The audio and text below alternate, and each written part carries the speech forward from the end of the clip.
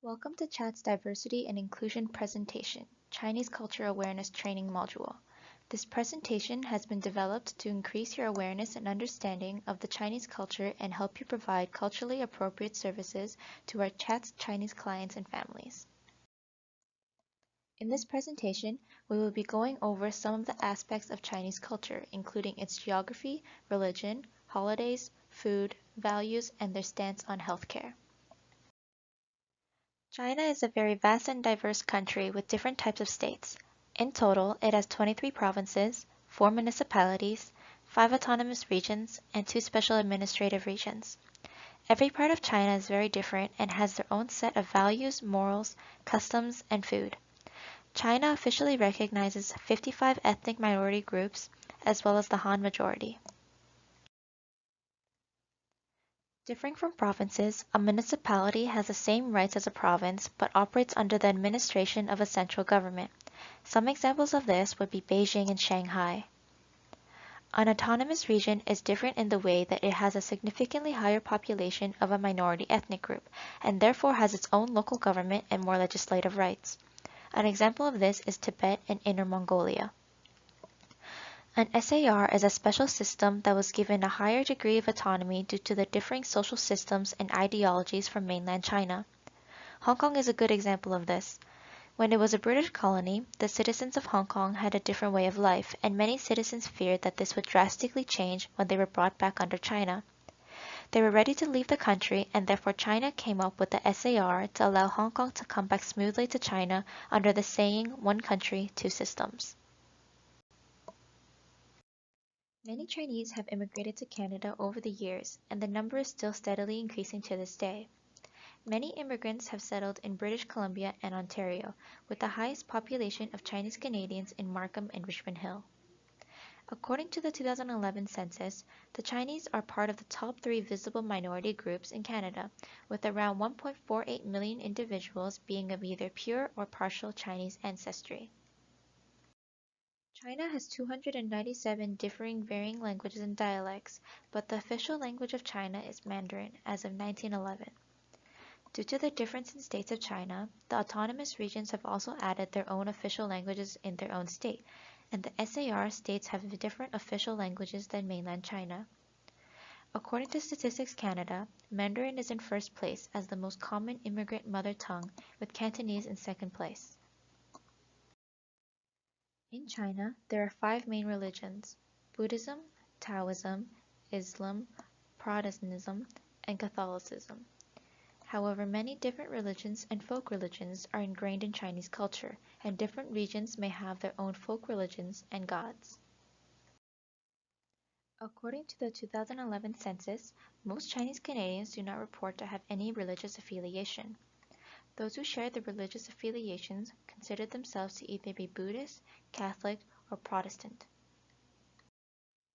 The Chinese calendar differs from our regular calendar in the way that it is based off the moon.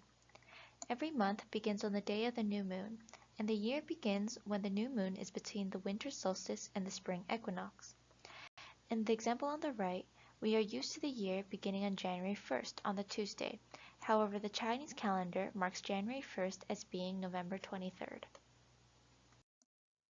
The Chinese culture has many holidays and traditions, but a few examples are the famous Chinese New Year falling on January 1st of the lunar calendar, the Lantern Festival, which also marks the last day of celebrations for the Chinese New Year, the Dragon Boat Festival, and the Mid-Autumn Festival or the Harvest Moon Festival. Each holiday has certain myths and legends behind them that affects its events, such as the food to be eaten on those days. Chinese New Year is the most well-known Chinese holiday and is widely celebrated by all.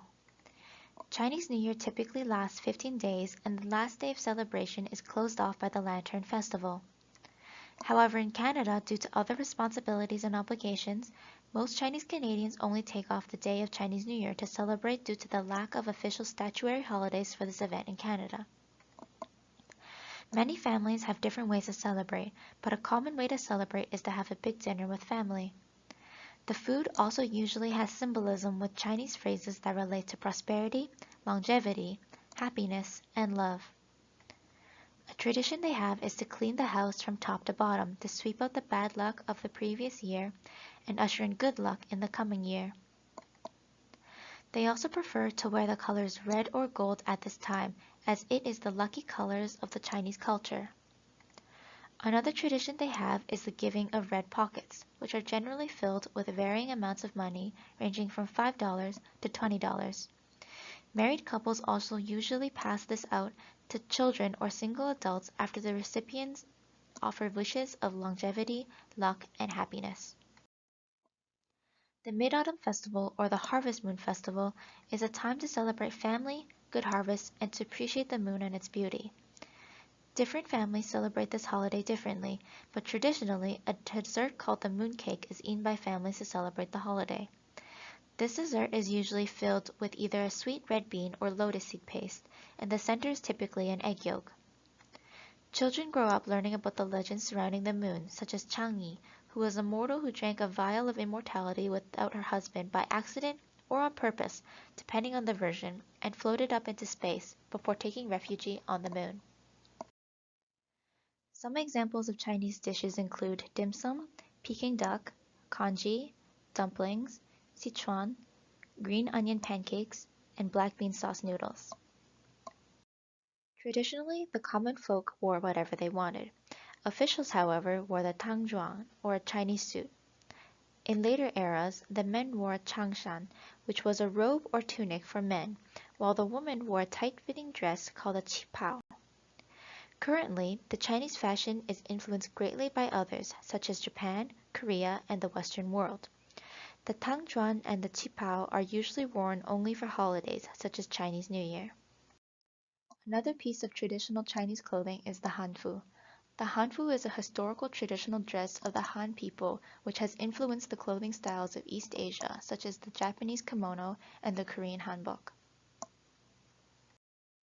The typical Chinese family has a very patriarchal structure in the way that the father or the eldest male's decision is usually final or given the most consideration. They believe that family is the most important and therefore it does not matter who is the caregiver, there just has to be one. Children are expected when they are old enough to take care of their parents and seniors in any way possible, physically, emotionally, or financially. Some values that are important to Chinese people are punctuality, a clear head, privacy, and number meanings. Punctuality in Chinese culture means respect and a willingness to be there. It is important to keep a clear head because for Chinese people, they value their social standing and losing face or shaming yourself is a big faux pas in their culture. They also tend to keep any issues, problems, or personal information to themselves because they believe it is not something you should be advertising to anyone. For the Chinese, the numbers 6 and 8 are preferred due to their good meaning when spoken in Chinese, such as life and fortune. On the other hand, 4 is considered very unlucky just like the Western culture views the number 13, as it sounds like the word death when spoken in Chinese. The Chinese emphasize respect in all that they do, especially towards their seniors and their guests. When getting food or walking into a room, it is polite to help others should they need it, allow them to walk before you, or serve them first before yourself and your family unless they insist otherwise. It is considered very impolite to receive anything with one hand, as it will give off a feeling of uncaring and thoughtlessness. Everything given to you must always be received with 2 hands. Body language is also important, and therefore one must never turn their body away from who they are addressing. Seniors also usually like to be called grandma or grandpa, as it gives off a feeling of comfort. The Chinese have a different approach towards health and healthcare. Traditionally, they believe that natural medicine or Eastern medicine was the only way to cure any sickness because problems are due to an imbalance in your body. Most Chinese Canadians today, however, will use a mixture of both Eastern and Western medicine.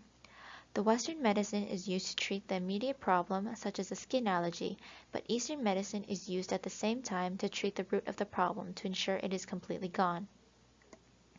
Most Chinese seniors are more comfortable with Chinese workers and agencies due to the same lifestyles, values, and the lack of language barrier.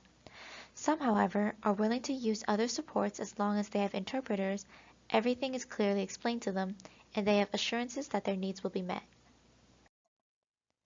Thank you for participating in Chat's diversity and inclusion training. We hope that it has helped you better understand the Chinese culture and their values.